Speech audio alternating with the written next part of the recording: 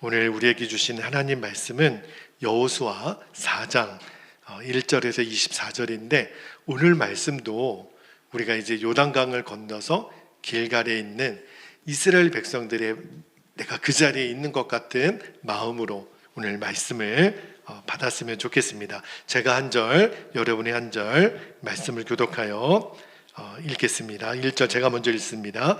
그 모든 백성이 요단을 건너가기를 마침에 여호와께서 여호수아에게 말씀하여 이르시되 백성의 각 지파에 한 사람씩 12사람을 택하고 3절 그들에게 명령하여 이르기를 요단 가운데 제사장들의 발이 굳게 선 그 곳에서 돌 12를 택하여 그것을 가져다가 오늘 밤 너희가 유숙할 그곳에 두게 하라 하시니라.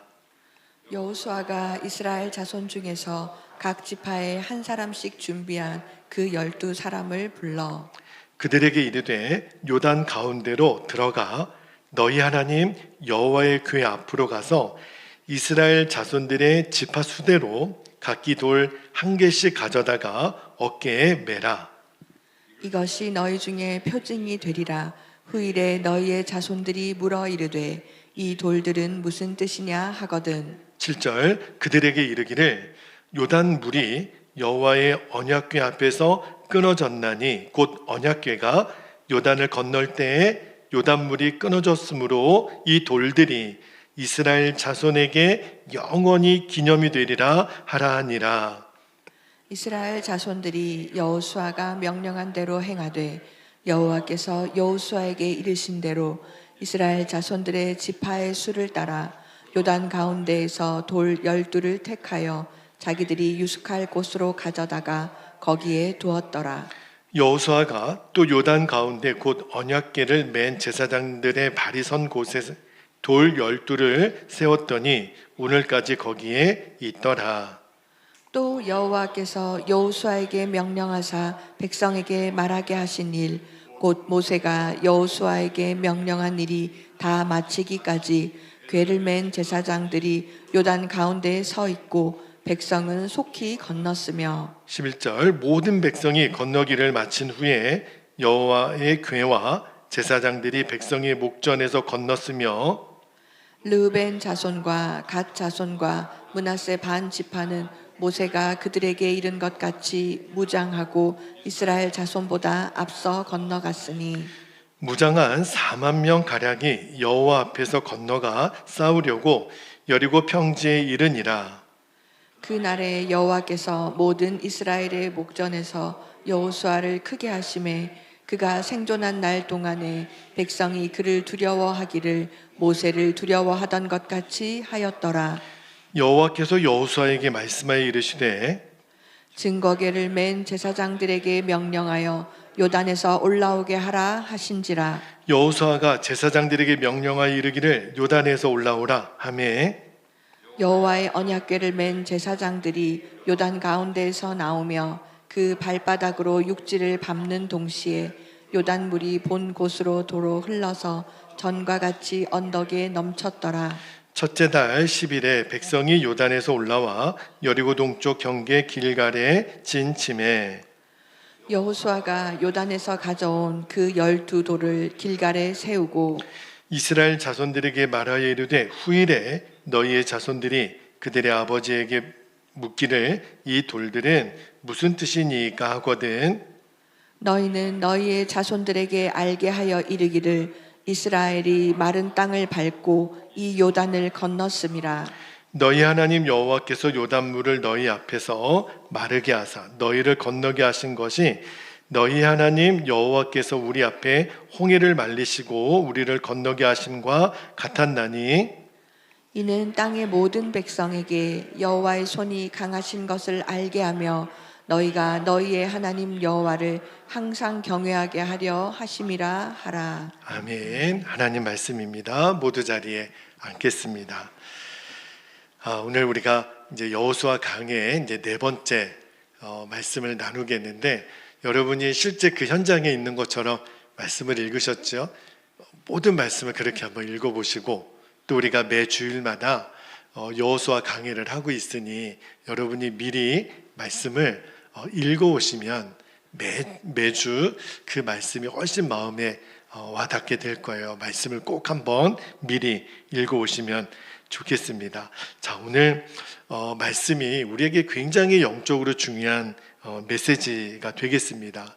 우리가 아까 찬양도 했고 오늘이 어린이 주일이라고 했는데 안타깝지만 아직 저희 교회에서는 우리 주일학교가 없어요. 그러나 제 마음에 영적으로는 우리가 다음 세대, 우리 청년들도 있기 때문에 다음 세대를 바라보면서 우리 부모 세대들이 어떻게 나의 신앙이 우리의 자녀들에게 지금 전해지고 있는지 점검하는 날이 되게 하라, 그런 마음을 주세요. 그리고 오늘이 제가 이렇게 한 달에 한 번씩 가운을 입고 설교하는 날, 그냥 괜히 제가 폼 잡으려고 가운 입는 게 아니고 목회자가 세례와 성찬을 할 때는 꼭 목사 가운을 입게 돼 있습니다. 오늘 성찬식이 있는 날인데, 성찬은 뭐냐면 예수 그리스도의 십자가를 기억하는 거죠. 그리고 그 은혜 안에서 다시 서는 날. 자, 오늘 어린이 주일과 함께 성찬 주일을 함께 하나님이 연결해서 오늘 여호수아 4장의 말씀을 통해서 우리에게 주시는 메시지가 너무 분명해요. 그게 뭐냐면 첫 번째는 기억하라. 기억하라는 거예요. 그리고 두 번째는 그것을 전하라. 기억하고 전하라. 이게 오늘 설교의 메시지의 핵심입니다. 자, 이제 오늘 말씀으로 본문으로 들어가 보겠는데, 자, 여호수아 1장에서는 모세의 뒤를 이어 이제 여호수아가 이스라엘 백성들을 이제 가나안 땅으로 인도를 해야 돼요. 근데 너무너무 두렵단 말입니다. 그래서 하나님이 여호수아 1장에서는 그의 믿음을 일으키시는 일을 하죠. 강하고 담대하라. 내가 너와 함께 하겠다. 그러나 여호수아만 믿음이 일어나서는 아직은 안 돼요.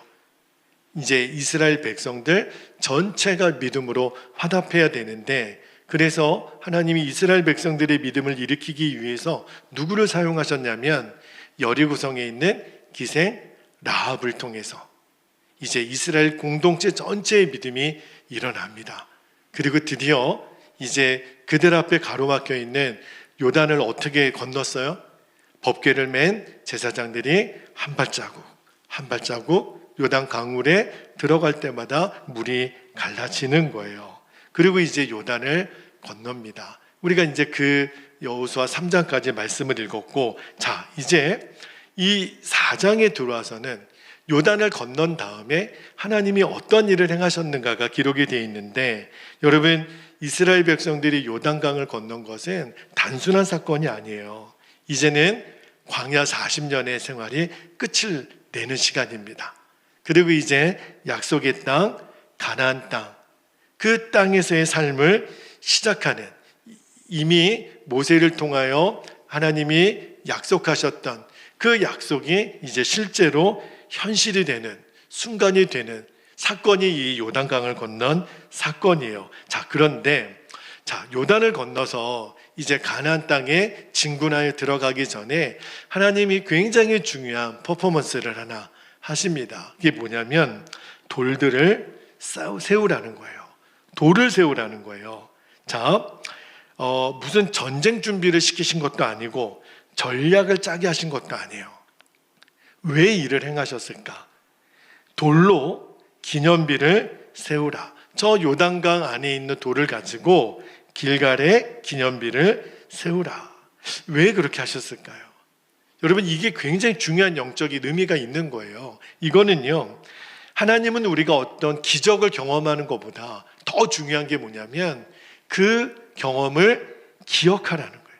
그 기적을 기억하라는 거예요. 여러분이 오늘 말씀을 들으면서 은혜를 받기를 축복합니다. 근데 은혜를 받는 것보다 더 중요한 게 있어요. 이 1시간 동안 목사님 말씀을 통해서 내가 은혜를 받았습니다. 그거보다 더 중요한 게 뭐냐면 내가 받은 은혜를 한 주간 살면서 뭐하라? 기억하라는 거예요. 그게 이 길갈에 돌을 쌓게 되는 의미입니다. 자, 오늘 말씀을 보면 하나님이 기적을 경험하는 것보다 그 기적을 기억하는 것을 또 중요하게 여기시는데, 자, 오늘 6절 7절을 다시 한번 볼게요. 6절 7절에 보니까 6절에 이것이 너희 중에 표징이 되리라. 후일에 너희의 자손들이 물어 이르되 이 돌들은 무슨 뜻이냐 하거든. 7절에 그들에게 이르기를 요단물이 여호와의 언약궤 앞에서 끊어졌나니, 곧 언약궤가 요단을 건널 때 요단물이 끊어졌으므로 이 돌들이 이스라엘 자손에게 영원히 뭐가 되리라? 기념이 되리라, 기억이 되리라 하라 하니라. 자녀들이 물을 거라는 거예요. 엄마, 아빠, 이 돌들, 이 길갈에 쌓은 돌들은 무슨 의미예요? 이렇게 물을 때 부모로서 대답할 준비를 하라는 거예요. 그러니까 하나님은 지금 미래까지 보시는 거죠. 지금 은혜를 받을 부모 세대뿐만 아니라 앞으로 다음 세대. 그래서 저는 오늘 어린이 주일이 우리 교회가 주일학교가 비록 없어도 의미가 있다고 싶은 거예요. 여러분, 하나님은 단순한 한 번의 어떤 사건, 은혜를 받는 경험, 그걸로 끝내기를 원하지 않으세요. 하나님은 내가 받은 은혜가 전해지기를 원하세요. 다음 세대들에게. 우리 부모님들이 계시고 자녀들이 있지만 내가 받은 은혜를 누군가에게 하나님은 전하기를 원하세요. 계승되는 믿음을 갖기를 원하세요. 그러려면 기념비가 있어야 돼요. 그것을 기억할 수 있는, 전할 수 있는 툴이 있어야 돼요. 도구가 있어야 돼요. 그 기념비를 오늘 말씀을 나누기를 원하는데, 자, 문제는 뭐냐면 우리 인간은 말입니다. 내가 받은 은혜를 금방 잊어버리는 게 우리의 약점이에요. 자, 다음 주가 우리 어버이날, 어버이 주일이기도 하고 이제 5월 8일이 어버이날인데, 자, 우리 자녀들이 여기 꽤 많습니다. 여러분은 우리 부모 어버이 노래 기억하시죠? 또 우리 15일이 되면 스승의 주일도 있는데, 자, 우리는 부모의 은혜, 스승의 은혜를 기억한다고 하지만 진짜 기억할까요? 1년에 딱 한 번, 그날만 어버이의 은혜, 하늘과 같다고, 그리고 1년 내내는 잊어버리고 살지는 않나요? 우리는 진짜 부모님이 나를 통해 주신 은혜를 기억하고 살까요? 우리의 약점이 뭐냐면 내가 받은 은혜를 금방 잊어버려요. 자, 40년 전으로 시계를 돌려볼게요. 40년 전에 이스라엘 백성들이 홍해를 건넙니다. 여러분, 우리는 성경을 읽기만 하니까 그 실감이 와닿지 않는데 한번 상상만 해보세요. 바다와 같은 강이 갈라졌다. 마른 땅이 됐다. 그것을 지나갔다. 이거는 엄청난 체험이거든요. 모세가 지팡이를 들어 내려치니까 홍해가 갈라졌어요. 홍해가 여러분 엄청나게 큰 바다입니다. 바다가 갈라지고 그 사이를 지나갔고요. 그 다음에 그 뒤를 쫓아왔던 바로와 그의 군대는 물에서 완전히 수장이 됐어요. 그 광경을 지켜보는 거예요. 얼마나 영광스럽겠습니까? 자, 홍해를 건넌 다음에 이스라엘 백성들이 모세와 함께 얼마나 하나님을 찬양했는지 몇 구절만 볼게요. 자, 출애굽기 15장에 막 하나님을 찬양하는 장면이 나와요. 2절 한번 볼까요? 2절에 보면, 자, 홍해를 건넌 다음에 여호와는 나의 힘이요 노래심이요 나의 구원이시로다. 그는 나의 하나님이시니 내가 그를 찬송할 것이요 내 아버지 하나님이시니 내가 그를 높이리로다. 막 신이 났죠. 자, 11절 말씀 한번 볼게요. 11절에 보니까 여호와여 신중에 주와 같은 자가 누구니이까? 주와 같이 거룩함으로 영광스러우며 찬송할 만한 위엄이 있으며 기이한 일을 행하시는 자가 누구니이까? 없다는 거예요. 그만큼 하나님의 이름을 막 높입니다. 한 절만 더 볼게요. 21절에 미리암이 그들에게 화답하여 이르되 너희는 여호와를 찬송하라. 그는 높고 영화로우심이며 말과 그 탄자를 바다에 던지셨음이로다 하였더라. 구구절절이 출애굽기 15장에 보면 하나님을 찬양하고 홍해를 가르시고 홍해를 건너게 하신 하나님의 이름을 막 높여요. 너무너무 황홀한 고백들을 하죠. 자, 그런데 그렇게 하나님을 높여 감격스럽게 찬양했던 그 찬양의 고백의 열기가 3일이 못 가요. 3일이 지나고 나서 이스라엘 백성들이 금방 하나님 앞에 원망합니다. 자, 바로 이어지는 21절 다음에 이어지는 22절에서 24절까지 말씀을 한번 볼게요. 자, 22절에 모세가 홍해에서 이스라엘을 인도하며 그들이 나와서 수르 광야로 들어가서 거기서 얼마나요? 사흘 길을 걸었으나 물을 얻지 못하고 마라에 이르렀더니 그곳 물이 써서 마시지 못하겠으므로 그 이름을 마라라 하였더라. 24절에 백성이 모세에게 어떻게 했다고요? 원망하여 이르되 우리가 무엇을 마실까 하며. 여러분, 이게 인간이에요. 내가 받은 은혜를 우리는 너무 금방 잊어버립니다. 여러분, 사람은요 너무나 받은 은혜를 금방 잊어버려요. 여러분은 어떠십니까? 내가 받은 은혜를 여러분은 기억하는 사람입니까? 여러분, 이게 남의 이야기로만 끝날 수가 없는 거예요. 그대로 우리 이야기이기도 합니다. 자, 이스라엘 백성들이 얼마나 큰 하나님의 은혜를 받았는데 하나님의 은혜를 잊어버려요. 기적도 잊어버려요. 하나님 앞에 우리는 하나님의 백성으로 살겠다고 결단했던 거 다 잊어버려요. 하나님이 그런 사람들을 알고 계셨어요.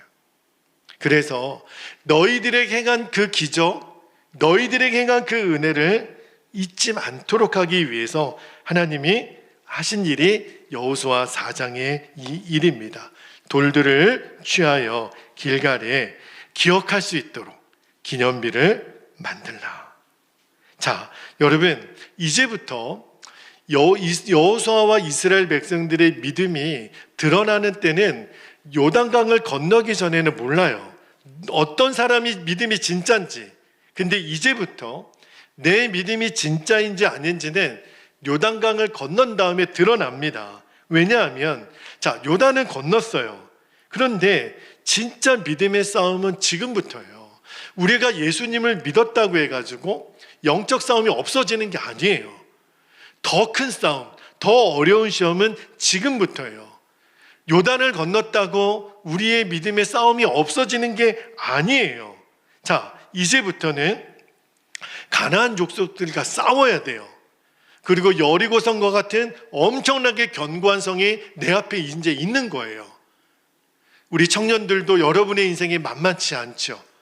여러분이 중간고사가 끝났어요. 학년이 올라가요. 이제 마지막 기말고사 끝나고 졸업을 해도 그게 끝난 게 아니에요. 여러분 앞에 놓여져 있는 시험은 계속 올 거예요. 이제 싸워야 돼요. 우리 어른들도 마찬가지죠. 내가 예수 믿었다고 모든 게 평탄대로가 아닙니다. 이제부터는 내가 진짜 창과 칼을 들고 부딪히며 싸워야 돼요. 이제는 더 이상 홍해가 갈라지고 요단강이 갈라지는 그 기적이 내 눈앞에 안 보일지도 몰라요. 이제부터는 내가 싸워야 돼요. 문제는 그때도 내 눈앞에 홍해의 기적, 요단강물이 갈라지는 기적이 없더라도 나는 믿음을 지킬 수 있는가? 내가 요단을 건넜다는 확신을 가질 수 있겠나? 그래서 하나님이 하신 일이 뭐냐면 믿음의 기념비를 세우라. 위기가 올 때마다, 싸움이 있을 때마다 나는 요단을 건넌 사람이다. 나는 요단을 건넌 믿음의 백성이다. 그게 필요한 거예요. 기적이 보이지 않을 때도 하나님 나와 함께 계신다. 그 믿음이 필요하기 때문에 하나님이 오늘 기념비를 세우라는 거예요. 목사님, 그러면 우리는 지금 요단강을 직접 경험한 세대는 아닌데 우리에게도 그러면 기념비를 세울 수 있습니까? 우리가 세워야 될 그 요단강을 건넌 기념비가 뭡니까? 여러분이 물어볼 수 있죠. 당연히 있죠. 우리에게 요단을 건넌 두 가지 기념비가 있어요. 하나가 십자가고 또 하나가 오늘 우리가 받게 될 성찬입니다. 그 말씀을 좀 드릴게요. 자, 지난주에 제가 요단강이 상징하는 의미는 죽음이라 그랬어요. 그러니까 이스라엘 백성들이 이 요단을 건넜다라는 거는 뭘 말하느냐면 죽음의 강을 건넌 거예요. 자, 근데 죽음의 강을 건널 때 누구를 따라갔어요? 하나님의 임재의 상징인 언약궤 뒤를 따라갔어요. 그리고 죽음의 강을 건너서 죽지 않았어요. 살았어요. 그러니까 이 요단을 건넜다라는 것은 나는 예수님과 함께 십자가에서 죽었고 그리고 예수님과 함께 다시 산다. 그 십자가 복음의 진리의 전형적인 모델이 바로 요단강 사건이에요. 자, 이스라엘 백성들은 요단강을 건너면서 이미 그들은 죽었어요. 그러나 죽지 않고 다시 살았어요. 그리고 지파별로 12도를 가져오게 하죠. 이 사실, 요단의 죽음의 강을 건너 영원히 죽지 않고 다시 살게 되는 이 사실을 영원히 전해주는 이 믿음의 기념비가 길갈의 12돌의 기념비예요. 자, 우리도 예수님 십자가를 통해서 옛사람은 죽었고 예수님의 생명으로 사는 자가 됐잖아요. 그 증표로 받게 되는 게 세례입니다. 자, 이 중에는 거의 다 세례를 우리 받으신 분들이기 때문에 세례가 뭐예요? 예수님과 마치 포도나무와 가지가 하나 되었다.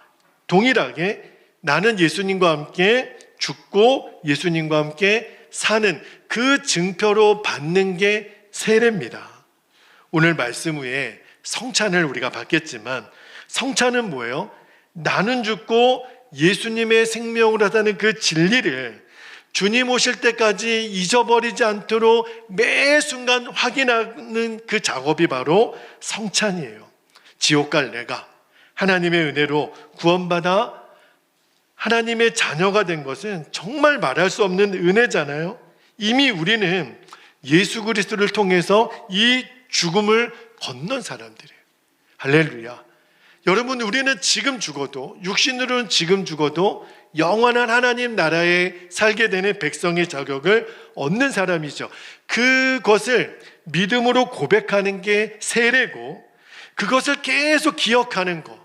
나는 구원받은 백성이다. 나는 죽었지만 예수의 생명으로 나는 다시 산다. 그것을 매 순간 기억하는 것이 성찬입니다. 다시 한번요. 세례는 그 믿음을 고백하는 거고 성찬은 기억하는 거예요. 그래서 오늘 여러분이 떡과 잔을 받을 때 어떤 마음으로 받으셔야 되냐면 나는 이미 죽었고 예수님의 생명으로 살았습니다. 나는 예수로 사는 사람입니다. 그래서 여러분들이 떡과 포도주를 먹고 마시는 그 고백에 다시 붙드는 시간이에요. 그러니까 성찬은요, 가장 확실한 우리의 기념비가 되는 거죠. 물론 우리 성도들의 삶에 늘 기적과 감동스러운 일만 일어나는 것은 아니에요. 여러분의 인생에 시험도 오고 고난은 계속 옵니다. 아, 이제 끝났나? 나 이제 죽었나? 그런 시련의 시기를 건널 때가 있을 거예요. 그때마다 여러분들이 기억하라는 거예요. 나는 구원받은 자다. 나는 성찬을 받은 자다. 성찬은 매월 한 달에 한 번씩, 베델교회는 그렇게 한 달에 한 번씩 성찬을 하는데 그런 어떤 세레모니로 지나가는 게 아니에요. 나는 이미 예수님과 함께 죽었고 예수님과 함께 예수의 생명으로 산다. 나는 예수의 사람이다. 그것을 매 순간 기억하라고 주님의 성찬을 허락하시는 거예요. 여러분, 오늘이 어린이 주일이라 그랬죠. 하나님이 우리에게 물으시는데 오늘 6절 말씀에도 나온 것처럼 뭐냐면 자손들이 물을 거라는 거예요. 엄마, 아빠, 이 길갈에 세워진 이 12돌의 의미가 뭐예요? 왜 돌들을 이렇게 쌓았나요? 우리 자녀들이 물을 거 아닙니까? 세례는 왜 받는 거예요? 성찬은 왜 받는 거예요? 자, 우리들의 자녀들이 우리 부모들에게 묻습니다. 그때 뭐라고 대답하실 거예요? 그냥 있는 거야. 믿어, 그냥. 오늘 교회 가면 세례 받고 성찬 받는 거야. 아니죠? 정확한 의미를 가르쳐 줄 수 있어야 돼요. 여러분들, 우리 자녀들은요, 우리를 봅니다. 우리가 진짜 믿는지, 형식적으로 믿는지, 우리 자녀들은 다 봅니다. 지금 저희 아이도 함께 예배를 드리지만 말은 안 해도 제가 늘 말하는 거, 생각하는 거, 표현하는 거 저희 아이는 다 보죠.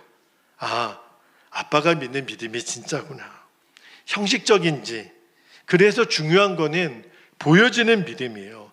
우리의 자녀들은 더 이상 우리의 설교를 듣지 않죠. 우리의 삶을 읽습니다. 그래서 여러분, 기념비를 세워야 되는데 기념비는 어떻게 세우라는 건가? 우리 부모님들 막연하십니까? 어떻게 세워야 되는 거죠?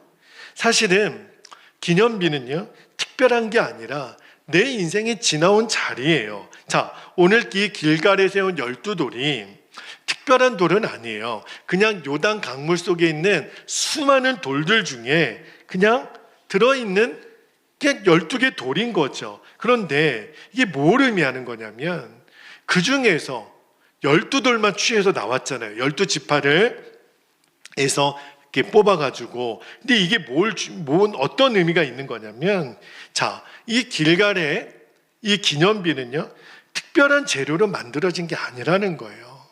그냥 내 삶에 지나온 자리예요. 우리 인생도 똑같습니다.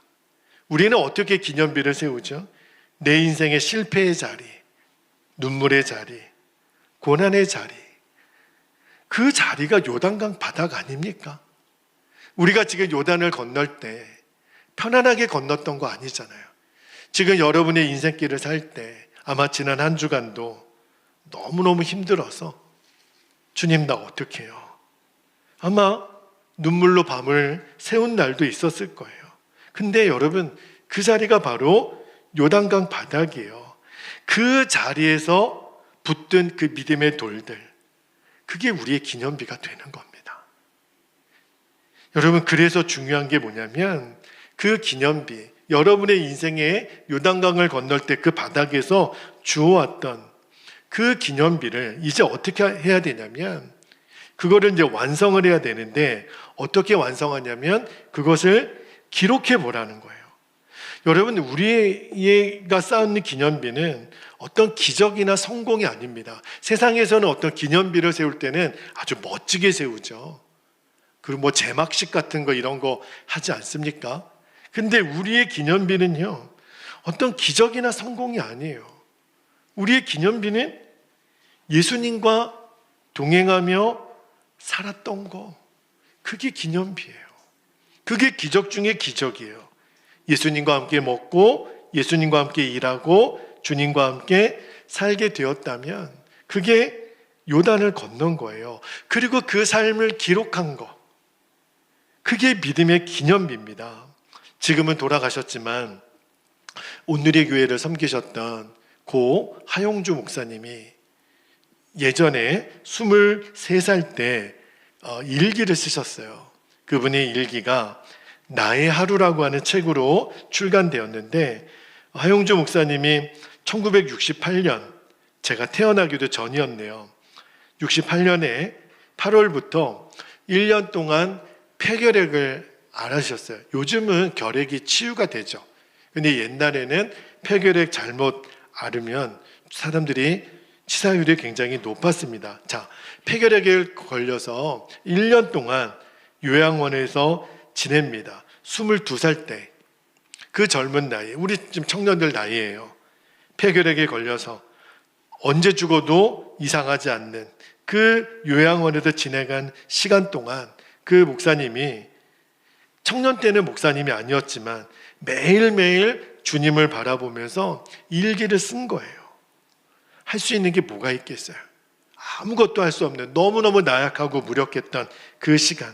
그러나 오직 하나, 하용주 목사님이 할 수 있었던 거는 예수님 바라보며 기도했던 것 하나밖에 없었어요. 그렇게 이제 1년을 살았습니다. 그리고 하나님이 기적적으로 그분을 치유하시고 정말 한국의 정말 기라성 같은 목사님으로 살다가 주님 앞에 가셨는데, 그 뒤에 이제 동친구도 되시고 또 후배도 되시는 그 홍정길 목사님이 그 하용조 목사님에 대한 이제 평가를 하시고 그 고별사를 하실 때 이런 표현을 하셨어요.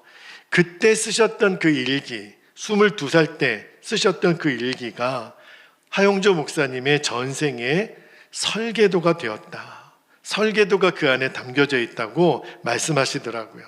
여러분, 하용조 목사님의 삶은요, 그 1년 동안 썼던 그 설계도, 그 일기 속에 담겨져 있던 설계도대로 지어져 갔다는 거예요. 그 일기대로 하나님이 그의 인생을 쓰셨다는 거예요. 주님은 모든 것을 아시잖아요. 그리고 주님만 바라보는 그 청년에게 1년 동안 일기를 쓰게 하시고 그 이후의 삶을 살게 하셨다는 거예요. 여러분, 그게 하용조 목사님에게 있어서는 믿음의 기념비가 된 거죠. 제가 그 이야기를 듣고 이게 뭐지? 너무 제 자신에게 엄청난 메시지가 된 거예요. 자, 여러분, 기념비는 언제 완성이 되는지를 정확하게 아셔야 돼요. 기록할 때 완성이 되는 거예요. 여러분, 지금 이 길갈의 기념비가 지금은 남아있을까요? 없어요, 여러분. 그러면 그 길갈의 기념비가 세워졌다라는 거는 어떻게 아는 거죠? 여호수아 성경에 쓰여 있으니까. 그래서 아는 거예요. 요단을 건넜다라는 이 사건이 여호수아 성경에 기록되어 있으니까 안 거예요. 이거를 기록하지 않았으면 우리는 모르는 거예요. 여러분, 기록이 그만큼 중요하다는 거예요. 여러분에게 제가 동행일기를 같이 쓰시자. 여러분, 이게 왜 중요한 의미가 있냐면 이제는 너무너무 실제적인 기념비가 되는 거예요. 하루를 살면서 내가 주님과 얼마나 동행했는지, 어떻게 동행했는지 그거를 기록해 보는 것. 그게 여러분, 저 요단강 물에 있었던 12돌을 세워서 매일매일 기념비를 쌓는 게 동행일기예요. 왜 이게 중요하냐면 이것을 통해 다시 은혜를 붙잡는 거예요. 여러분, 미안하지만 제가 지금 여호수아 4장까지 읽으면서 1장, 2장, 3장 내용을 여러분에게 시작하면서 계속 복기하지만, 그러나 여러분, 그래서 지난주에 설교 제목은 기억나십니까? 지난주에 어떤 말씀을 전했는지 기억나십니까? 대부분은 기억을 못해요. 이게 우리의 한계예요. 여러분, 내가 지금 받은 은혜를 기록하지 않으면 사라집니다. 근데 기록하면 그게 내 것이 돼요. 또 하나, 이 기록된 기념비는요, 이제는 내 믿음을 살아 움직이게 해줍니다. 막연한 신앙이 아니에요. 오늘 주님이 이렇게 역사하셨다. 구체적으로 고백하는 신앙이 됩니다. 그리고 이 믿음이 다음 세대들에게 전달이 될 거예요. 지금 저희 아이는 저의 일기를 읽어보지 않습니다. 본인도 지금 안 쓰니까. 근데 나중에 이제 제가 아이랑도 나눔 방을 연결을 하려고 그래요.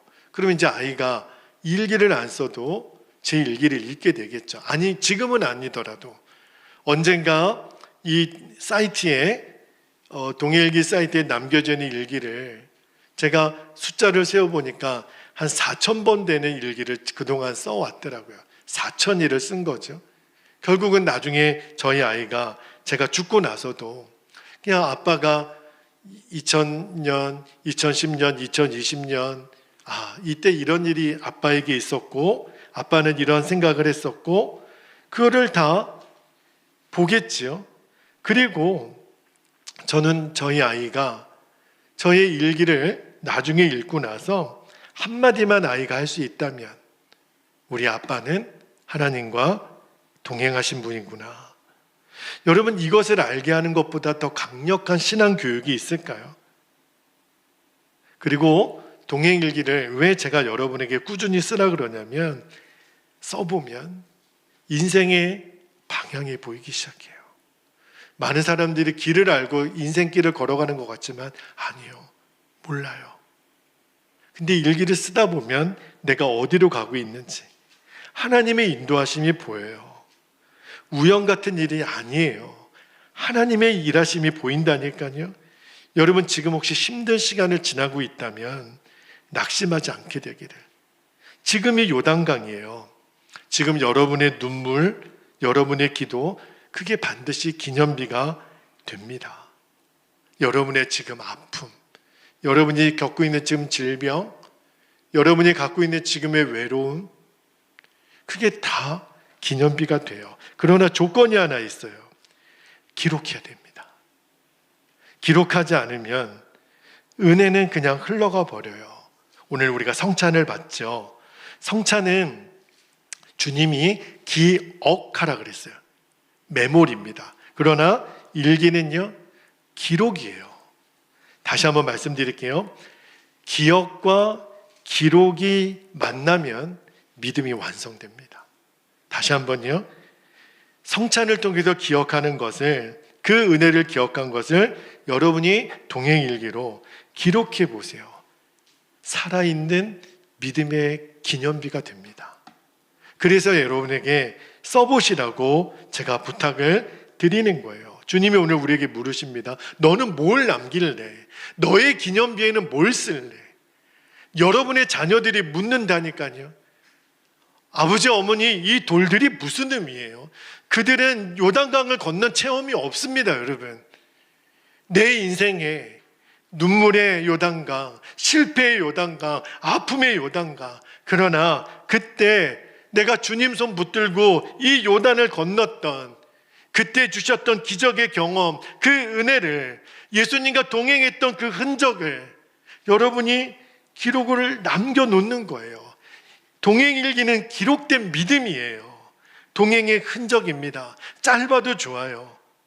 그러나 여러분의 하루를 그냥 넘기지 말고 기록을 해보라는, 그 기록이 쌓이고 쌓이면 저와 여러분의 인생이 기념비가 됩니다. 우리 가정의 기념비가 되고 우리 교회의 기념비가 될 거예요. 그리고 우리의 다음 세대가 이렇게 고백할 겁니다. 하나님은 살아계셨다. 이제 우리 함께 기도하겠습니다. 성찬을 받기 전에 우리가 두 가지 기도 제목을 여러분과 좀 나누고 기도하기를 원하는데, 첫 번째 기도 제목은 내 자신을 위한 기도 제목인데, 예수님과 동행하는 삶을 살게 하시고 날마다 그 은혜를 기록하게 하셔서 내 인생이 하나님을 증거하는 믿음의 기념비가 되게 해주십시오. 여러분, 여러분의 인생이 믿음의 기념비가 되기를 축복합니다. 두 번째 기도 제목은 우리 교회와 다음 세대를 위해 기도했으면 좋겠어요. 어제 말씀을 준비하는데 우리 교회는 주일학교가 없어서 너무 마음이 아프더라고요. 30대, 40대 부모 세대가 없기 때문이기도 하겠지요. 하나님, 다음 세대를 달라고 하기 전에 주님 제 마음에 주신 게 이런 기도 제목이었어요. 우리 교회와 자녀들이, 우리 청년들이 살아계신 하나님을 경험하게 하시고 우리의 삶과 기록을 통해 믿음이 이어지는 공동체가 되게 하소서. 사랑하는 부모 여러분, 우리가 지나간 자리에 남는 거는 이 기념비가 남는 거예요. 아무것도 물려주는 거 없이 여러분의 인생을 마치고 싶습니까? 그럴 수는 없는 거예요. 하나님, 내 믿음의 기념비를 남기는 그러한 길갈의 기념비를 세울 수 있는, 요단을 건넌 경험이 분명한 우리 부모 세대들이 되게 해주시도록 이 시간 허락하신 기도 제목을 붙잡고 이 시간 주의 이름을 간절히 부르고 통성으로 기도하겠습니다. 주여